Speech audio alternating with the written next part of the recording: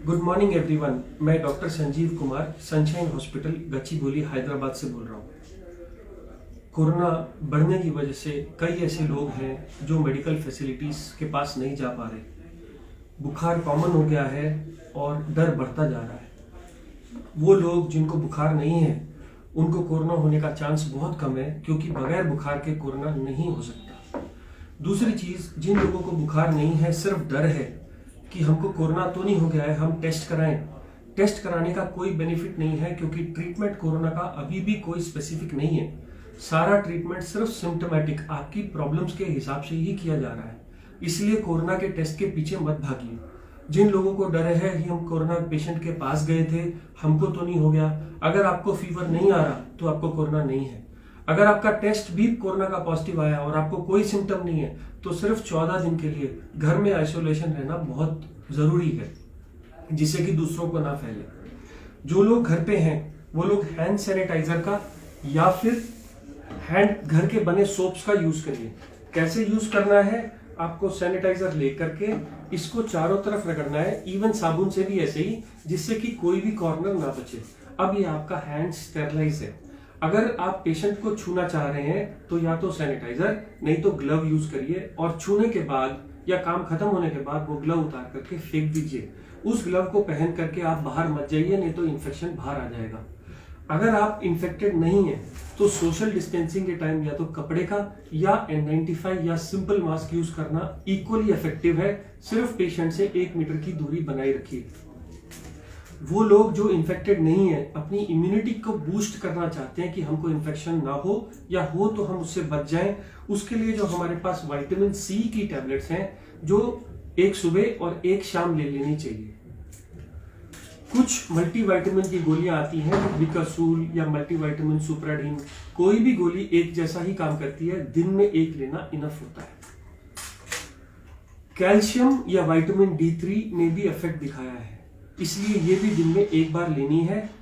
Vitamin D के 60K के capsules आते हैं, 3 दिन लेकर के बंद कर दीजिए। वो लोग जो बुजुर्ग लोग खाना नहीं खा पा रहे, भूख नहीं लग रही, उन लोगों के लिए ORS सोल्यूशन या घर का बना नींबू पानी इनफ होता है, जिसमें नमक और चीनी दोनों होनी चाहिए। यहां तक मैंने बात करी वो लोग जिनको कोई इन्फेक्शन नहीं है या फीवर नहीं आ रहा। मैंने फिर बताया, फीवर नहीं है तो कोरोना नहीं है, क्योंकि 97% को पहला सिम्टम ही फीवर आता है। अगर आपको फीवर आ रहा है तो थर्मामीटर से चेक करिए, पैनिक मत करिए। अगर फीवर आ रहा है तो आप पैरासिटामोल की बनी टैबलेट आपको आराम से मिल जाएगी 500 या 600 में। ये मॉर्निंग, आफ्टरनून और इवनिंग। पैरासिटामोल की गोली से शरीर के दर्द, कमजोरी, सिर का दर्द, गले का दर्द या फीवर दोनों उतर जाते हैं। अगर इस गोली को 3 बार लेने से फीवर नहीं उतर रहा तो आप कपड़े से बॉडी को भिगा लीजिए और पंखा चला दीजिए। जैसे ही पानी सूखेगा आपका टेम्परेचर उतर जाएगा। बच्चों को भी आप यही दे सकते हो, बस पैरासिटामोल की डोज वेट के हिसाब से आधी कर दीजिए। अब इसके अलावा कुछ लोगों को सांस फूलनी शुरू हो जाती है, कुछ लोगों को डर की वजह से, कुछ लोगों को बीमारी की वजह से। अगर वो सांस फूलना डर की वजह से है तो आप ये पल्स ऑक्सीमीटर खरीद लाएं, जो कि मार्केट्स में आराम से मिल जा रहा है 500 से 1000 रुपए के बीच में, या फिर अमेजन साइट्स पे भी मिल जाता है। इसको उंगली पे लगाने से आपको आपकी ऑक्सीजन कितनी है ये बता देता है। अगर आपकी ऑक्सीजन नॉर्मल लोगों की 90 से ऊपर रहनी चाहिए, अगर ये ऑक्सीजन 90 से ऊपर है तो ये जो भी आपको हो रहा है वो डर की वजह से है। और जितना मैंने ट्रीटमेंट अभी तक बताया, मल्टीविटामिन, सोशल डिस्टेंसिंग या hand wash is enough. But अगर आपकी ऑक्सीजन कम हो रही है या सांस चढ़ रही है या खांसी आ रही है तो आपको 2 टैबलेट्स, एक तो डेरिफिलिन की गोली या डॉक्सोफिलिन की गोली सुबह, दोपहर, शाम ले सकते हैं, और एक मोंटेलुकास्ट की गोली रात में लीवोसिट्रिजिन के साथ। इन गोलियों से आपका सांस चढ़ना कम हो जाएगा। कुछ लोगों ने म्यूसिनेक भी ट्राई करा है सुबह और शाम, म्यूसिनेक से भी सांस चढ़ना कम हो जाता है। जिन लोगों को खांसी हो रही है, कोई सिरप अच्छा और बुरा नहीं होता। जो लोग सिरप मार्केट से खरीद सकते हैं 5 ml सुबह, दोपहर, शाम लीजिए। जो लोग नहीं ले सकते वो लोग जिंजर का जूस, कंसंट्रेटेड जिंजर के जूस में हनी मिला के लीजिए। ये भी होम रेमेडी है, खांसी के सिरप के जैसा काम करता है। सब सिरप एक ही जैसे काम करते हैं, सिर्फ एक ढक्कन सुबह, दोपहर, शाम लेना है। यहां तक तो सिर्फ उन लोगों की बात है जो लोग घर में सिम्टोमेटिक ट्रीटमेंट कर रहे हैं, किसी वजह से आपका बुखार उतर नहीं रहा, बहुत बढ़ गया, इतने सब केयर से नहीं ठीक हो रहा, तो अब मेडिकल फैसिलिटी आ जाती है, जिसमें कुछ गोलियां और कुछ इंजेक्शन मैं समझा रहा हूं। जो गोलियां हैं, 2 एंटीबायोटिक्स, एजिथ्रोमाइसिन, सिर्फ 5 गोलियां आपको कंटिन्यू नहीं करनी, रोज एक लेनी है, 5 दिन लेके बंद कर देनी है। एजिथ्रोमाइसिन या डॉक्सीसाइक्लिन, यही 2 एंटीबायोटिक्स हैं जो इस वायरस के खिलाफ कुछ तो काम करके रिजल्ट दिखा रही हैं और हम लोग इनको दे रहे हैं। डॉक्सीसाइक्लिन गोली सुबह शाम एक पत्ता लेके बंद कर देना है। अगर इन सबसे भी ठीक नहीं हो रहा और आपके पास मेडिकल फैसिलिटी है तो आप मेडिकल फैसिलिटी में जाइए। अगर ऑक्सीजन 90 से कम है तो ऑक्सीजन का सिलेंडर का इंतजाम करिए, नहीं तो अपने हॉस्पिटल पास में दिखाइए। किसी वजह से आपको हॉस्पिटल नहीं मिल रहा तो 2 और ड्रग्स हैं। एक तो ब्लड थिनर एनोक्सापैरिन। ऐसा माना गया है कि कोरोना के टाइम में बॉडी में क्लॉट्स बन जाते हैं और हार्ट का, ब्रेन का, स्ट्रोक और सब जगह के ऑर्गन्स फेल करने लगते हैं। ऐसे में ये ब्लड थिनर का इंजेक्शन सुबह और शाम 40 mg का अगर 3 दिन लगा लिया जाए तो ये इनसे बचाता है, प्रोटेक्ट करता है। मैं फिर कह दूं, ये मेडिकल गाइडेंस में ही करना है। अगर किसी वजह से ये इंजेक्शन नहीं अवेलेबल है तो गोली भी आती है पिक्साबैन की, जो 2.5 mg सुबह शाम ली जा सकती है। ये सब चीजें 5 दिन के लिए करनी है। कुछ रिसर्च में स्टेरॉइड्स का रोल बताया गया है। ये 10 रुपए का स्टेरॉइड है, डेक्सामेथासोन।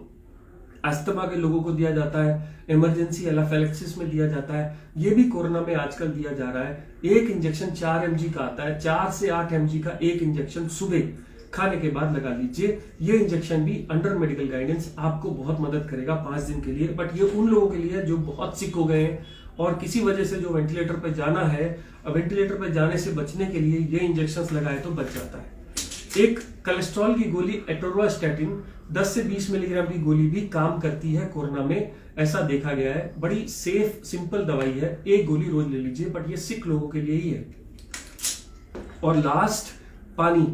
जो लोग बिल्कुल नहीं खाना खा रहे उनको तो चढ़ा सकते हैं, बट अब ये देखा गया है कि ज्यादा आईवी फ्लूइड देने से पेशेंट की कंडीशन खराब हो रही है, इसलिए सिर्फ पानी के ऊपर मत जाइए, कोशिश करिए इसको अवॉइड करने का।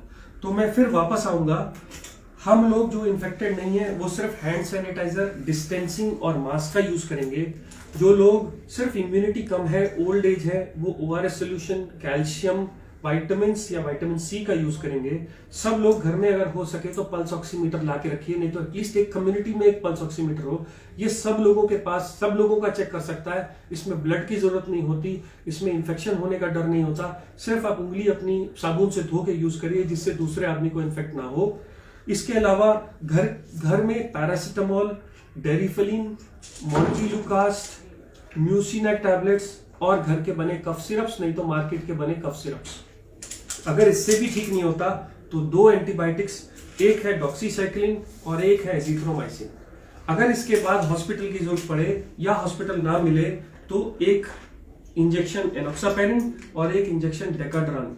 यही इस वक्त हमारे पास बेसिक केयर अवेलेबल है। मेक श्योर कि ये सबके पास इंफॉर्मेशन चली जाए। आप अपनी डिसीज की सीवियरिटी के हिसाब से इसमें से ड्रग्स लेंगे। लेफ्ट साइड से राइट साइड में सीवियरिटी बढ़ती चली जाएगी।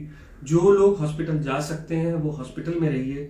जिन लोगों की ऑक्सीजन कम है वो घर में ऑक्सीजन इंतजाम करके भी ये ट्रीटमेंट शुरू कर सकते हैं। और मुझे उम्मीद है within 1 month we all will be all happy and fine. Thank you. मैं doctor Sanjeev Kumar, Sunshine hospital से बोल रहा हूँ।